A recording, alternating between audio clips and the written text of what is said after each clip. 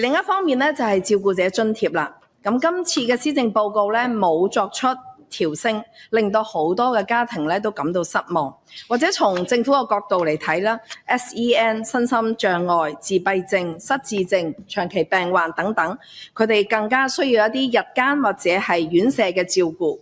不過我想澄清呢個津貼咧並唔係針對服務使用者，而係針對照顧者本身，係我哋對照顧者嘅一份支援同埋關懷。咁合資格領取津貼嘅家屬咧，佢唔單止要放棄自己嘅工作，甚至乎要24小時全天候投入去照顧家人。好多媽媽收取咗呢2175蚊嘅津貼之後咧，佢甚至都唔係用喺自己身上，佢而係會投放喺小朋友嘅治療當中。可憐天下父母心，所以咧，我哋依然促請政府同樣要將照顧者津貼調升到同衞生指數掛鈎。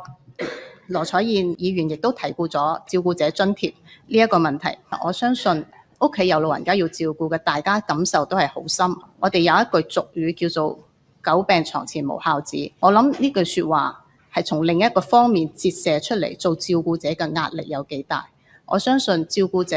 除咗親情上邊佢嘅責任嚟講，其實更多嘅係一份承擔。我覺得社會同政府都會尊重呢一種承擔嘅，所以我哋設立咗照顧者津貼。但係一個津貼嘅設立咧，亦都唔係單一資源去支持呢個照顧者。所以第一，照顧者津貼我哋係願意繼續去實行嘅。第二，照顧者津貼同其他嘅支援措施點樣有效咁樣結合，我哋會繼續深化研究呢個問題。